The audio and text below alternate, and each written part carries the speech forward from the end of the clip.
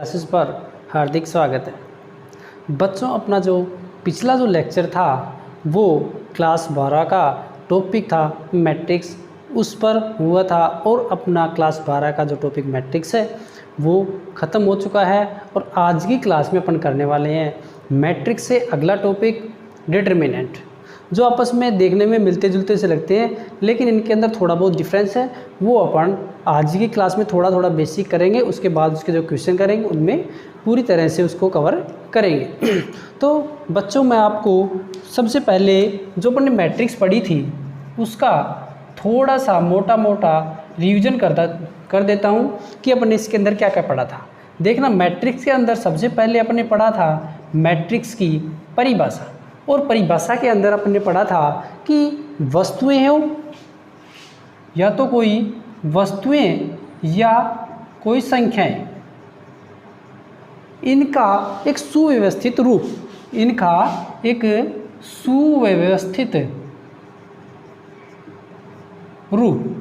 अगर इनको अपन एक सुव्यवस्थित रूप में व्यवस्था कर दें इनकी, तो वो अपने पास क्या कहलाएगा, मैट्रिक्स। और मैट्रिक्स को अपन ने इसका रिप्रेजेंटेशन पढ़ा था, वो पढ़ा था कि इसको अपन इस कोष्ठक में बंद करके लिखते हैं, इस कोष्ठक में बंद करके लिखते हैं, या फिर ऐसे भी लिख देते थे, या फिर ये दो लाइन इधर दो लाइन इधर ऐसे भी लिख देते थे। देखना, इसको A11 A12 A21 A22 ये ऐसे एक व्यवस्था कर दी इन संख्याओं की, या कोई ये संख्याएं भी हो सकती हैं, कोई वस्तुएं भी हो सकती हैं, कोई फलन भी हो सकता है, कोई मैथमेटिकल फंक्शन भी हो सकता है। तो इसको अपन क्या बोलेंगे, मैट्रिक्स। ये चीज़ें अपन ने पढ़ी थी। इसके बाद इसी क्रम में अपन ने पढ़ा था कि ऑपरेशन ऑन मैट्रिक्स, ये पढ़े थे कि इन पर जो ऑपरेशन हैं वो किस प्रकार अप्लाई होते हैं। वो अपन ने इसके एग्जाम्पल भी पढ़े थे और क्वेश्चन भी किए थे। तो आई होप सबको वो चीज़ें समझ में आई होंगी कि अपन ने किस प्रकार इन पर ऑपरेशन किए थे। क्या क्या किए थे, एडिशन का किया था, सब्सट्रैक्शन का किया था, डिवीजन का किया था, ये सारे इस पर अपन ने ऑपरेशन करके देखे थे। और उसके बाद में अपन ने इसके जो क्वेश्चन थे वो भी सारे कर लिए थे। तो चलिए अपन शुरू करते हैं अब सारणी। और सारणी के अंदर भी सबसे पहले यही बात आती है कि जो सारणी है उसकी डेफिनेशन क्या होगी, सारणी का रिप्रेजेंटेशन कैसे होगा, सारणी किस प्रकार सोल्व होती है, और सारणी के अंदर और मैट्रिक्स के अंदर जो डिफरेंस है वो क्या होता है। तो वो सब चीज़ें आज अपन पढ़ने वाले हैं। तो देखना दोस्तों, सबसे पहले इस सारणी को समझने से पहले अपन क्या करते हैं कि दो इक्वेशन लेते हैं। सिंपल सी इक्वेशन लूँ मैं, A1x plus B1y is equal to C1, और एक इक्वेशन लूँ मैं A2x plus B2y is equal to C2। ये दो मैंने सिंपल सी इक्वेशन ली, ये इक्वेशन नंबर 1, ये 2। अब इसके अंदर अपने को पता चल रहा है कि दो क्या हैं, चर राशियाँ x और y, दो क्या हैं, चर राशियाँ, और A1 B1 A2 B2 C1 और C2 ये सारी क्या हैं, कांस्टेंट राशियाँ। कैसी हैं, कांस्टेंट राशियाँ। और चर कितने हैं, वेरिएबल दो, x और y। इन x y की वैल्यू को फाइंड करने के लिए, इस x और y की वैल्यू को फाइंड करने के लिए अगर मैं इनको रिप्रेजेंट करूं इस प्रकार A1 A2 B1 B2, ये क्या हुआ, इस सारणी के रूप में मैं इनको रिप्रेजेंट करूं तो ये अपने पास क्या प्राप्त हुआ, इन दोनों को सोल्व करने के लिए, मतलब x और y की वैल्यू को फाइंड करने के लिए मैं इनको इस प्रकार लिखूं तो यही क्या कहलाएगी, एक सारणी। क्या कहलाएगी, सारणी। मतलब सारणी का काम क्या हुआ कि अपने को ये जो दो इक्वेशन दी हुई थी इसके अंदर जो दो चर हैं वेरिएबल x और y, इनकी वैल्यू को फाइंड करने के लिए अपने इनको इस प्रकार एक वर्गाकार आकृति में स्क्वायर फॉर्म में, मतलब वर्गाकार आकृति में क्या कर दिया, इनको लिख दिया। तो यही अपने पास क्या कहलाएगी, सारणी। आशा करता हूँ इतना सबको समझ में आया होगा कि जब अपने को दो इक्वेशन दी हैं और इन इक्वेशनों के अंदर दो इक्वेशन दी हुई हैं, ये अपन जानते हैं कि जितनी इक्वेशन है अपने पास और उतने ही क्या है वेरिएबल, ये x और y, तो अपन इनकी वैल्यू को फाइंड कर सकते हैं। और अगर ऐसा हो कि वेरिएबल की संख्या अपने पास कितनी हो 3, कितनी हो 3, और इक्वेशन क्या हो 2, इक्वेशन क्या हो 2, तो अपन इनकी वैल्यू फाइंड नहीं कर सकते। तो इस चीज़ से अपने पास एक बात अपने पास यहाँ पे निकल के आई कि सारणिक को, पहली बात अपने पास क्या आई कि सारणिक को इस प्रकार रिप्रेजेंट करते हैं दो लाइनों के द्वारा। इस प्रकार तो क्या कर दिया अपन ने, इसको रिप्रेजेंट कर दिया। एक और बात कि इसको कई बच्चे क्या समझते हैं कि ये क्या है मॉड्यूलस, क्या है मापांक या मॉड्यूलस। तो ये मॉड्यूलस या मापांक नहीं है, मॉड्यूलस या मापांक नहीं है। तो इसका जो रिप्रेजेंटेशन अपन ने कर दिया, तो अपन इसको रिप्रेजेंट कर सकते हैं, देखना ऐसे कर सकते हैं या सिंपल ए से भी कर सकते हैं या डिटर्मिनेंट ए, ऐसे भी इसका अपन रिप्रेजेंट कर सकते हैं। और इसको लिखेंगे कैसे कि डिटर्मिनेंट ए, माने अपन लेट कोई भी एक सारणिक ए ले, तो इस सारणिक के अवयव अपन ने ले लें ए बी सी और डी, ठीक है। तो इसको अपन कैसे लिखेंगे, इस प्रकार लाइनों में ए बी सी और डी, ये अपने पास क्या प्राप्त हुआ, एक सारणिक प्राप्त हुआ। इसके रिप्रेजेंटेशन कैसे हो गया, इस तरह से काम क्या आई कि दो भी जो अपने पास ये दो इक्वेशन हैं जिनका अपन अद्वितीय रूप से या अद्वितीय हल प्राप्त कर सकते हैं कि इनके साथ जो भी वैल्यू आएगी वो क्या आएगी, नॉन जीरो। क्या वैल्यू आएगी, नॉन जीरो। इसलिए ये क्या हो गया, अपने पास एक सारणिक प्राप्त हो गया कि दो इक्वेशन जिनका अपन अद्वितीय हल प्राप्त कर सकते हैं उनको इस प्रकार सारणिक के रूप में लिख सकते हैं।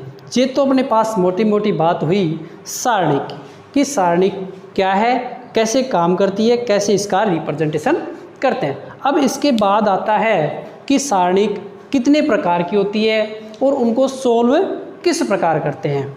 तो देखना, सबसे पहले अपन पढ़ेंगे एक क्रम की सारणिक, उसके बाद पढ़ेंगे दो क्रम की सारणिक और उसके बाद पढ़ेंगे तीन क्रम की सारणिक। अपने जो बोर्ड की क्लासें हैं उसके अंदर 3 क्रम तक की सारणिक है और उनको सोल्व करने का तरीका है। तो सबसे पहले अपन पढ़ें एक क्रम की सारणिक, एक क्रम की सारणिक। लेट ए इजकल टू, क्या लूँ मैं, ए। इसके अंदर कितने अवयव हैं, एक अवयव है, और इसके अंदर पंक्ति और स्तंभ वो भी क्या है, एक है। इसलिए इसको क्या कह दिया, एक क्रम की सारणिक, वन ऑर्डर डिटर्मिनेंट। ये क्या होगी, वन ऑर्डर डिटर्मिनेंट। देखना इसको सोल्व कैसे करते हैं, एक एग्जांपल लूँ, a equal to 3, a equal to 3। तो इसका सारणिक अपने पास क्या प्राप्त हुआ, 3। इसकी वैल्यू क्या आ गई अपने पास 3। एक और देखना एग्जाम्पल नंबर 2, और वो है a इजकल टू -3। तो इसकी वैल्यू अपने पास क्या आएगी, -3। मैंने अभी थोड़ी देर पहले बताया था कि इसका मतलब ये नहीं है कि ये मॉड्यूलस है। ये कभी भी अपने को गलती नहीं करनी है। कई बच्चे गलती करते हैं कि इसको क्या मान लेते हैं, मॉड्यूलस, जबकि ये मॉड्यूलस नहीं है, मॉड्यूलस नहीं है। तो इसकी वैल्यू क्या आ गई, -3। इस एग्जांपल से अपने को पता चल रहा है कि a इजकल टू -3 और वैल्यू क्या आई, -3। अगर ये मॉड्यूलस होता तो ये वैल्यू किसकी आती, पॉजिटिव आती। ये वैल्यू कैसी आती, पॉजिटिव आती। तो ये तो अपने पास बात हुई एक क्रम की सारणी की। अब अपन बात करें दो क्रम की सारणी, दो क्रम की सारणी।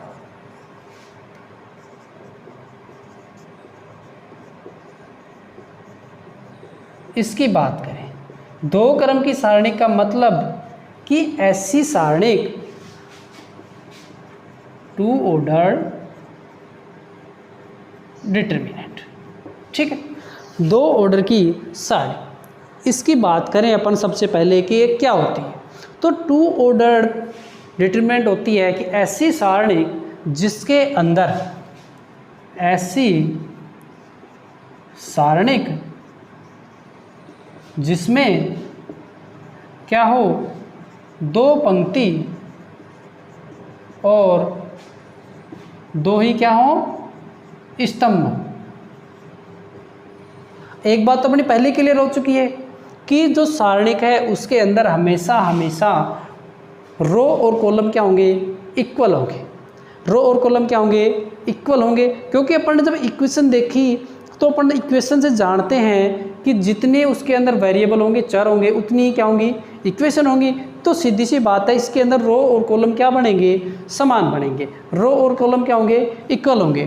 तो दो क्रम की सारणिक में अपन ने देखा कि ऐसी सारणिक जिसके अंदर दो पंक्तियां और दो ही क्या हो, स्तंभ हो। इन जनरल फॉर्म में अपन देखें एक दो क्रम की सारणिक, तो वो अपने पास प्राप्त होगी A11, A12, A21, A22। ये अपने पास क्या है, दो क्रम की सारणी है। अब इसके अपन एग्जाम्पल देखें कि इसको सोल्व कैसे करते हैं। तो देखो एग्जाम्पल में देखूं कि एक सारणिक ए और उसके अवयव हैं अपने पास 2, 3, 5 और 1। ये अपने पास दो क्रम की एक सारणिक है जिसको अपन को सोल्व करना है। क्या करना है, सोल्व करना है। तो देखना, इसको जब मैं सोल्व करूं तो सबसे पहले इसको हटाऊं। इसको क्या लिखा मैंने, मल्टीप्लाई में, और सोल्व किया। या फिर मैं ऐसे लिख दूं इस दो क्रम की सारणी को कि पहला अवयव ये वाला मुख्य डायगोनल 2 माइनस पीछे वाला डायगोनल कितना हो गया, 15। तो वैल्यू अपने पास आ गई माइनस का 30, माइनस का क्या आ गई, 13 इसकी वैल्यू आ गई दो क्रम के ऑर्डर की जो अपने पास ये दी हुई थी। देखना एक एग्जाम्पल और देखना, अपने पास इसके मैं ले लूँ एलिमेंट 3, 7, 1 और 9, ठीक है। ये मैंने कोई डिटरमिनेंट ले लिया ए। क्या ले लिया, ए। इसको अपन रिप्रेजेंट ऐसे भी कर सकते हैं, डिटरमिनेंट ऑफ ए, या ऐसे कर सकते हैं ए इक्वल टू दिस। तो ये है, इसको अपन मैं सोल्व करूँ तो देखना प्रिंसिपल डायगोनल का मल्टीप्लाई, तो 9 तिया 27 माइनस 7, आंसर क्या आ गया अपने पास 20। आंसर क्या आ गया अपने पास 20, मतलब डिटरमिनेंट ए की वैल्यू अपने पास क्या आ गई 20, ठीक है। अब इसके बाद पढ़ते हैं अपन नेक्स्ट क्रम की सारणिक, तीन क्रम की सारणिक। देखना कि तीन क्रम की सारणिक जो है उसको अपन किस प्रकार सोल्व करते हैं। तो तीन क्रम की सारणिक देखना, तीन क्रम की सारणिक,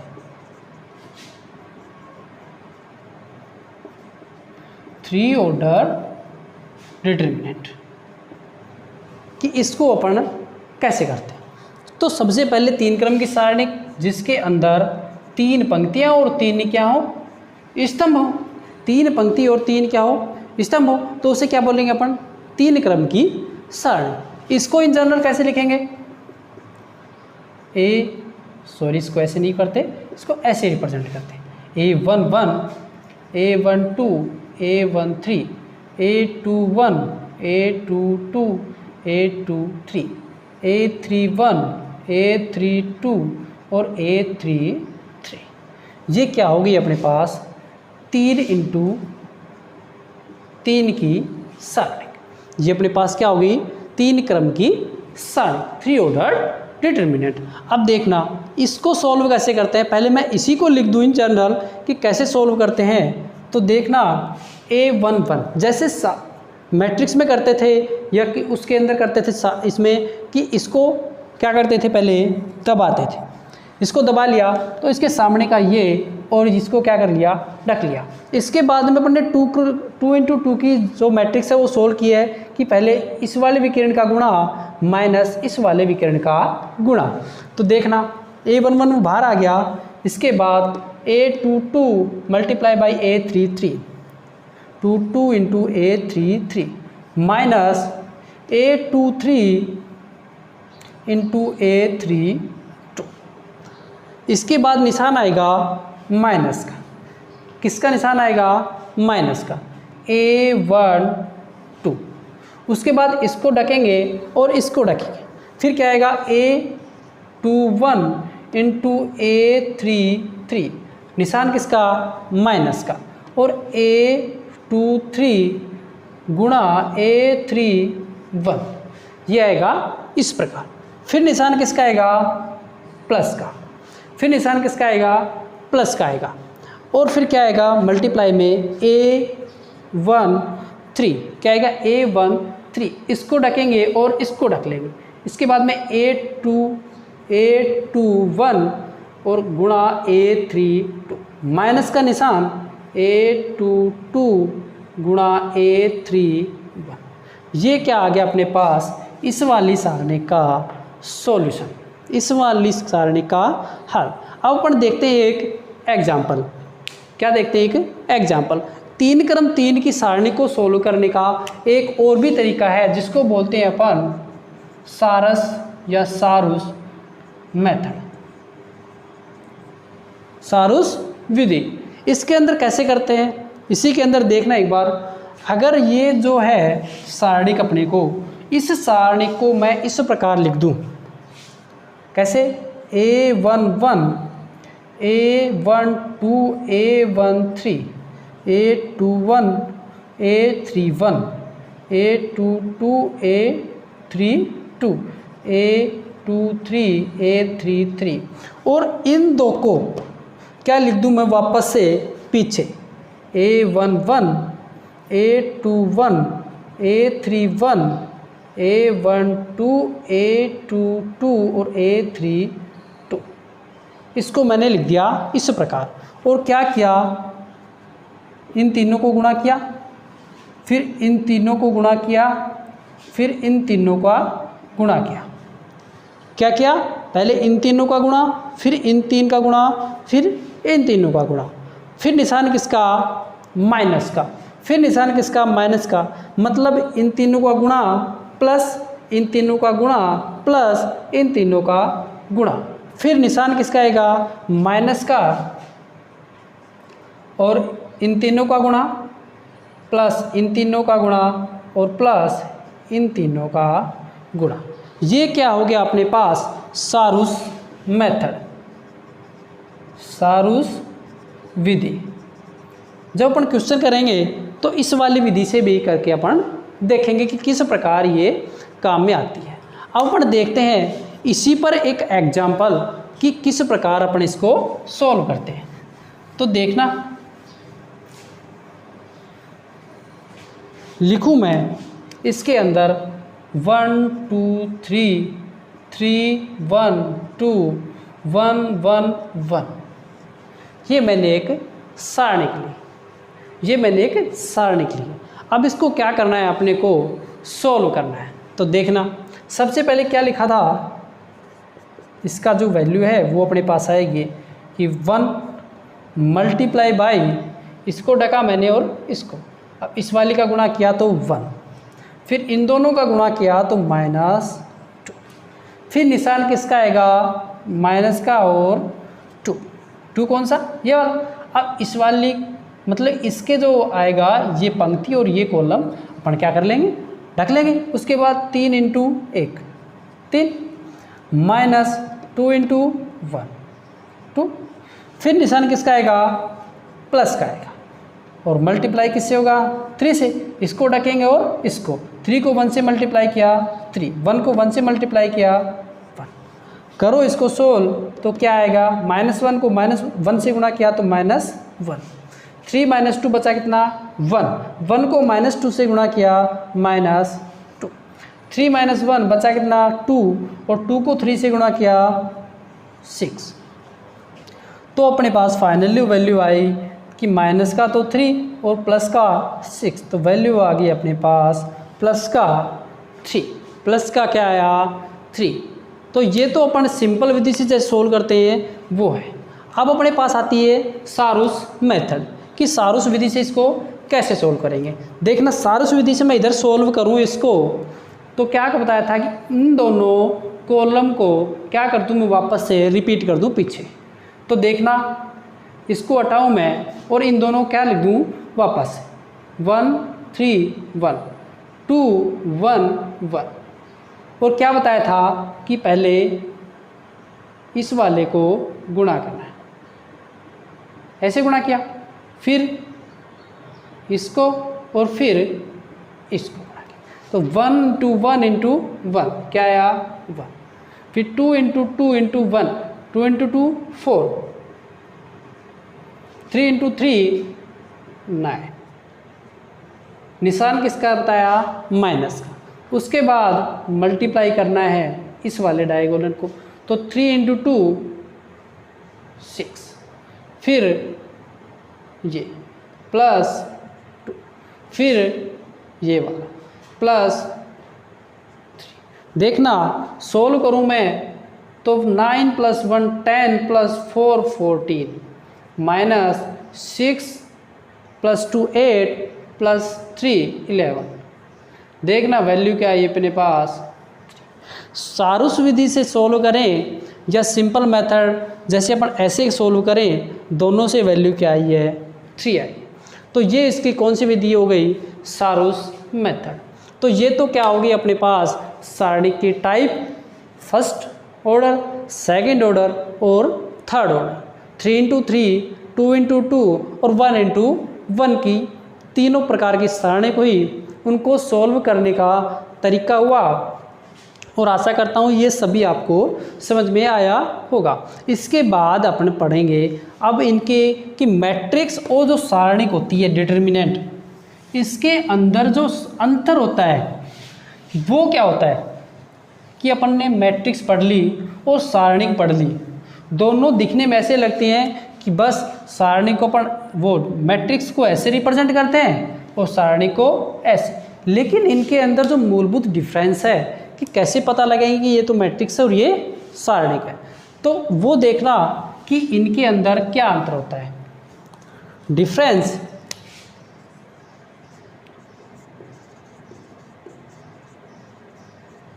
बिटवीन मैट्रिक्स एंड डिटर्मिनेंट, सारणिक और मैट्रिक्स के अंदर अंतर। तो देखना पहला अंतर, सबसे पहला अंतर तो अपन ने देखा कि मैट्रिक्स जो होती है वो संख्याओं, वस्तुओं या मैथमेटिकल जो फंक्शन होते हैं उनकी एक व्यवस्था होती है कि उनकी एक व्यवस्था करते हैं अपन, या चाहे वो वर्गाकार रूप में हो चाहे वो आयताकार रूप में हो, तो उसे अपन क्या बोलेंगे मैट्रिक्स। सबसे पहली बात कि मैट्रिक्स तो क्या होती है एक व्यवस्था, और जो कैसी होती है या तो आयताकार रूप में या वर्गाकार रूप में। ठीक, ये हो गया एक मैट्रिक्स की डेफिनेशन की इसको व्यवस्था को क्या करते हैं आयताकार या वर्गाकार। जबकि जो सारणिक होती है वो हमेशा हमेशा कैसे होती है वर्गाकार होगी, हमेशा हमेशा क्या होगी वर्गाकार होगी। कि इसको अपन कैसे रिप्रेजेंट करेंगे एक वर्गाकार के रूप में, वर्ग के आकार के रूप में करेंगे, और मैट्रिक्स सारणिक को ऐसे और मैट्रिक्स को ऐसे। ये क्या होगी आयताकार रूप भी हो सकता है और वर्गाकार भी हो सकता है, जबकि ये हमेशा हमेशा क्या होगा वर्गाकार। मतलब इसके अंदर n क्रॉस n की होगी, ये n क्रॉस n भी हो सकती है और m क्रॉस n भी हो सकती है। मतलब इसमें पंक्ति और स्तंभ अलग अलग भी हो सकते हैं और सेम भी हो सकते हैं, जबकि इसके अंदर हमेशा पंक्ति और स्तंभ क्या होंगे बराबर। दूसरा डिफरेंस कि जो मैट्रिक्स है मैट्रिक्स इसका कोई भी एक संख्यात्मक मान, मतलब न्यूमेरिकल वैल्यू,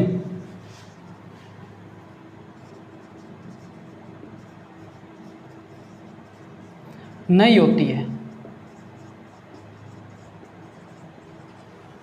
मैट्रिक्स की कोई भी न्यूमेरिकल वैल्यू नहीं होगी, जबकि सारणिक की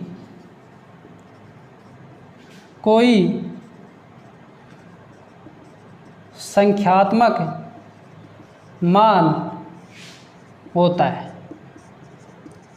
मैट्रिक्स का कोई संख्यात्मक मान नहीं होता है, सारणिक का हमेशा कोई ना कोई संख्यात्मक मान होगा। हमेशा क्या होगा? संख्यात्मक मान इसका होगा। ये इसके क्या हो गए मूलभूत डिफरेंस, कि इसको हमेशा क्या होगी, ये आयताकार और वर्गाकार दोनों फॉर्म में हो सकती है, जबकि सारणिक आयताकार नहीं होती, हमेशा हमेशा क्या होगी? वर्गाकार होगी।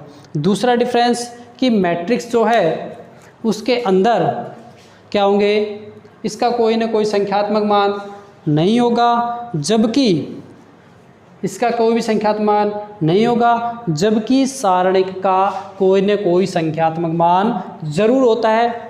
अब आता है तीसरी क्या होती है कि मैट्रिक्स के अंदर, मैट्रिक्स में पंक्तियों और स्तंभों को परस्पर बदलने पर उसके मान में परिवर्तन होता है, जबकि सारणी के अंदर अगर कॉलम को और रो को परस्पर बदल दिया जाए तो इसके मान में कोई भी परिवर्तन नहीं होगा। मतलब क्या कि अगर कोई भी मैट्रिक्स ले अपन ए बी सी और डी, इसके अंदर पंक्तियों और स्तंभों को परस्पर बदल दिया जाए तो अपने को एक नई मैट्रिक्स प्राप्त होगी। क्या होगी? एक नई मैट्रिक्स प्राप्त हो जाएगी और इसके मान में परिवर्तन होगा, जबकि सारणिक के अंदर ऐसा नहीं होता है। पंक्तियों और स्तंभों को परस्पर बदलने पर इसके मान में कोई भी परिवर्तन नहीं होता है। ठीक है बच्चों, आशा करता हूँ यहाँ तक सभी को समझ में आया होगा। इसके आगे जो अपना टॉपिक आता है वो आता है उपसारणिक। क्या आता है? उपसारणिक। क्या आता है? उपसारणिक। तो देखना उपसारणिक क्या होता है कि अपन क्या करें कि कोई भी अपन पास सारणी का एक 3 ऑर्डर की, जैसे अपन मैं लूँ कि late determinant A11 A12 A13 A21 A22 A23 A31 A32 और A33। मतलब इसी सारणिक के अंदर, ये कोई सारणिक है और इस सारणिक के अंदर किसी भी पंक्ति और स्तंभ को हटा दें और जो शेष जो सारणिक बनेगी वो उसकी क्या कहलाएगी? उपसारणिक। देखना अपने को अगर ये कोई कह दे कि A11 की उपसारणिक बताओ, क्या बताएं अपन? A11 की सब डिटरमिनेंट बताना है अपने को, तो क्या करेंगे अपन? इसको ये क्रॉस लगाया और ये लगाया। अब A11 की सारणी के लिए अपन क्या करेंगे? इस वाली पंक्ति को और इस वाले कॉलम को क्या कर देंगे? हटा देंगे। तो अपने पास क्या प्राप्त हुआ? A22 A23 A32 और A33। ये अपने पास क्या प्राप्त हुआ? A11 की क्या हुई? उपसारणिक। A11 की उपसारणिक ये प्राप्त होगी।